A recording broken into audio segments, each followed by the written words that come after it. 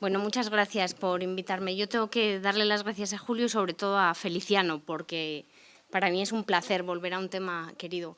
Y además, yo lo quiero decir porque creo que lo he podido testimoniar. Cuando yo defendí mi tesis en 2003 y luego publicamos el libro en 2006, todavía la historiografía española estaba muy marcada por la tendencia de la historia más eclesiástica en favor o en contra de la Iglesia institución. Y en estos 15 años, a pesar de todos los avatares de salud por los que Feliciano ha pasado, ha sido capaz de construir un grupo sólido, que ahora es una asociación, que debería llamarse Asociación de Historia Religiosa Feliciano Montero, que tiene una fuerza, un dinamismo y una capacidad de interactuar que me encanta testimoniar como observadora externa y me agrada muchísimo. Yo os voy a hablar de la diócesis de Valladolid. Es verdad que la perspectiva de mi análisis es más bien una perspectiva de teología política. Perdón, quería ser puntual con el tiempo. Tan puntual que ya no te da tiempo porque yo lo que investigué fue más bien el impacto de la teología política contenida en el Concilio Vaticano II en el proceso de aprendizaje democrático que vive la sociedad española. Y esa perspectiva está muy marcada en el análisis que yo he hecho y no he podido volver después a las fuentes, de tal manera que hay un cierto sesgo en mi perspectiva de las cosas. La diócesis de la que yo voy a hablar, a pesar de la fama tradicionalista que Valladolid tiene, es una diócesis en ebullición. En el año de 1954 se equipara la provincia con la diócesis.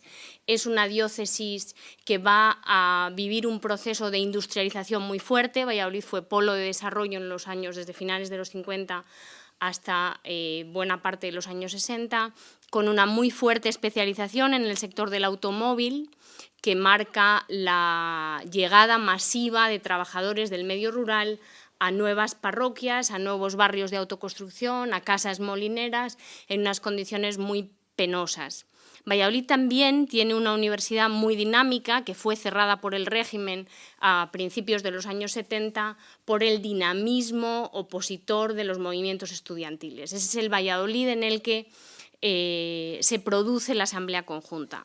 El periodo de la Asamblea Conjunta toca 3 obispos que a mí me parece... a mí lo que más me gusta de la diócesis de Valladolid es que puede ser considerada un paradigma, porque hay 3 obispos en el proceso. Tenéis algunos datos en la hoja que nos han amablemente fotocopiado. Detrás están los nombres de los prelados. La encuesta consulta se hace con con García de Goldaraz. García de Goldaraz está en la diócesis desde 1953 hasta 1970. Es de los pocos obispos que cuando se plantea en la conferencia el tema de la encuesta al clero se opone, pero al ver que es un movimiento mayoritario accede a hacerla y accede a hacerla con entusiasmo dentro de su planteamiento teológico. García Goldaraz es un canonista que nunca se ocupó de la diócesis la gestiona el vicario general, que era un jocista. Es un hombre marcado por el pensamiento tradicionalista, muy próximo al catolicismo social de Herrera Oria, porque estuvo en el debate un tiempo en Madrid,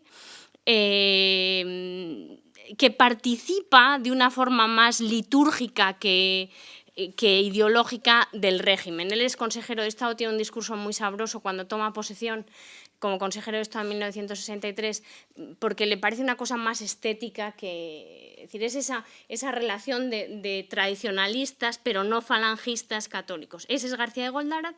La encuesta en la diócesis de Valladolid se hace muy seriamente, hay una participación muy mayoritaria, casi el 80% del clero participa. Hay una versión laica de la encuesta que no está publicada, pero yo pude ver en el archivo de Curia, y hay hasta unas 106 respuestas por parte de religiosos. Entonces, por eso sería buenísimo poder acceder a los archivos de Curia, porque estoy segura de que en más de una diócesis, además de la encuesta al clero, habría otras encuestas. En el caso de la diócesis de Valladolid, responden a la encuesta unos 600 laicos, pero a mí me da la sensación, yo no quiero llegar a conclusiones porque no me parece representativo, pero me da la sensación de que los laicos que responden a la encuesta son los que quedan en los movimientos de acción católica, que no son aquellos laicos de vanguardia que ya se habían enfrentado, porque en la distribución ideológica salen cosas muy raras. Yo no quiero presentar aquí tendencias porque no creo que sea representativo. La encuesta se completa, García de Goldaraz se retira por razones de edad y le sustituye en la diócesis una figura muy interesante, un obispo jienense al que los curas de Valladolid y el frío de Valladolid lo mataron en 1974, que es Félix Romero Mengíbar. De Félix Romero Mengíbar dice Martín Descalzo, que como bien sabéis era un sacerdote de la diócesis de Valladolid, que hace una crónica preciosa del Concilio Vaticano II, que es el obispo español que más evoluciona con el concilio. Y yo creo que se puede afirmar con toda claridad que en el caso de la diócesis de Valladolid, la Asamblea Conjunta se plantea muy claramente como un ejercicio pedagógico para aprender el significado del concilio por parte de los sacerdotes, porque la encuesta revela muy claramente que el concilio se valora positivamente, el 90% de los sacerdotes dicen fenomenal, el concilio está estupendo. ¿Cuántos de ustedes se han leído los documentos? En esa segunda pregunta, ¿cuántos de ustedes se han leído los documentos? No se llega ni al 40%. Entonces, ese ejercicio pedagógico, es decir, esta es nuestra oportunidad de entender lo que el concilio significa, yo sí creo que fue la Asamblea de Valladolid. Y aquí, yo lo citaba esta mañana, para mí fue es una obra que yo sigo considerando clave, aunque y luego he seguido algo de su magisterio. Es muy importante que consideremos que el concilio no es un elemento monolítico. El concilio hay que entenderlo en clave de recepción del concilio por parte de las distintas iglesias, que es la gran tesis de este profesor de la Universidad de Laval en Montreal, Gilles Routier. Cómo se percibe el concilio, cómo se entiende la letra del concilio, qué es lo que unos y otros leen cuando leen las mismas cosas. Y es ahí donde surge un pluralismo muy grande que hemos ido viendo todos. Romero Mengíbar vive una asamblea que se toma muy en serio en la diócesis de Valladolid. Se eligen 10 temas de trabajo, que os los he puesto en la contraportada porque es una diócesis donde el trabajo se hace muy seriamente, son temas muy exhaustivos. Yo hice un estudio comparado, porque es lo que a mí más me interesaba, de cuántas diócesis españolas habían tratado el tema de la relación entre la Iglesia y el Estado, que son solo 15 de las 64 diócesis españolas que hacen la asamblea en su fase diocesana. Solamente hay 15 diócesis que tienen una ponencia específica sobre la dimensión pública de la fe y el papel político que la institución tenga que jugar. Eso a mí me interesaba especialmente por mi perspectiva, pero lo que me parece interesante es lo que yo os decía esta mañana. Al ver las distintas ponencias se ven los grandes temas de conflicto que hay en las iglesias diocesanas. En el caso de Valladolid está muy claro que hay un fuerte conflicto personal, identidad del sacerdote, afectividad y tensión interior. Y a mí me gusta cómo lo plantearon en Valladolid, porque no es solamente el tema del celibato, es el tema, esta mañana sacabais un poco la dimensión antropológica, la soledad, la sexualidad, el aislamiento de tantos sacerdotes, sobre todo en el medio rural. Después hay otra vertiente de temas pastorales, donde yo creo que tanto en la diócesis de Valladolid, como a mí me parece que en otras diócesis en Castilla y León, se hizo un esfuerzo muy grande de renovación que luego dio sus frutos en la asamblea regional, porque la asamblea regional da lugar a una estructura permanente que es a ver si lo digo bien, el secretariado pastoral de la región del Duero, que ha permanecido funcionando con reuniones de arciprestes en Villagarcía de Campos, que ha dado lugar luego a las Edades del Hombre y a otras muchas iniciativas, y que surge como un movimiento de renovación pastoral en una realidad castellano-leonesa en intensa transformación, donde hay grandes núcleos urbanos con un gran dinamismo y un medio rural en profunda crisis. El tema pastoral, otro de los grandes temas de debate es el político, que todos conocemos, ese proceso de desenganche, donde hay quien entiende colegialidad como democracia o corresponsabilidad como democracia, otros que no, tal. Pero el tema que a mí me parece que es del que yo os quería hablar un poco más hoy, que me parece profundamente interesante, es el institucional. Porque desde mi perspectiva, y yo creo que esto enlaza con lo que había pasado antes con los movimientos de apostolado seglar, la Asamblea Conjunta refleja una crisis de pertenencia.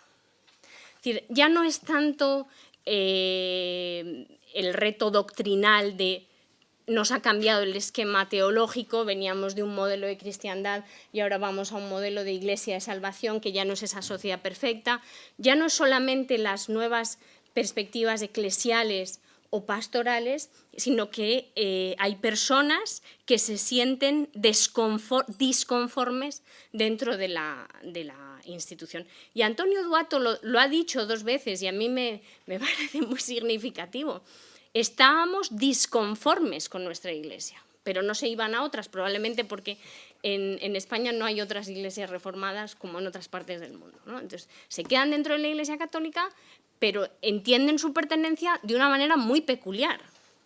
Porque una de las cosas que se ve después de la Conjunta de Valladolid es que surge un movimiento que se llama la Iglesia Popular, donde hay comunidades de base populares en las que hay sacerdotes casados que siguen celebrando la Eucaristía, donde hay comunidades mixtas de laicos y sacerdotes que viven, es decir, un modelo diferente, pero que pervive.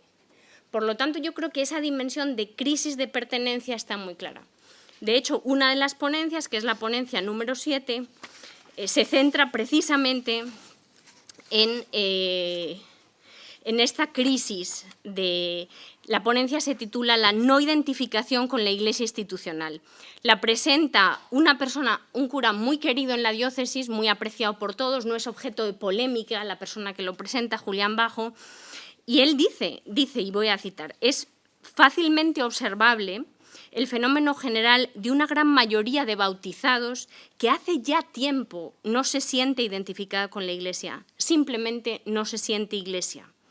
Y él lamenta, este proceso general alcanza hoy al sacerdote.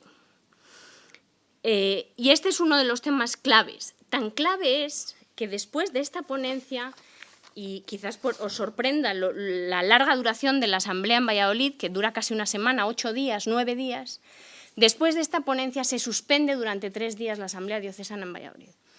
Porque... por cansancio, por desgaste, porque representa la constatación de que hay una crisis que es más profunda que de lo que yo creo que ellos mismos verbalizaban. Otra de las cosas que a mí me parece muy significativa de la diócesis de Valladolid es la representación muy clara de 3 tendencias que se ve en la elección de los moderadores. Se eligen 3 moderadores, uno es Martín Gil, canónigo de la catedral del grupo del coro, muy conservador, muy tradicionalista, que tiene muy claro que la Iglesia Católica es monárquica, es decir, esa idea de la jerarquía muy monárquica. Pedro Aizpurúa, que también es canónigo, pero es responsable del coro del arcipreste.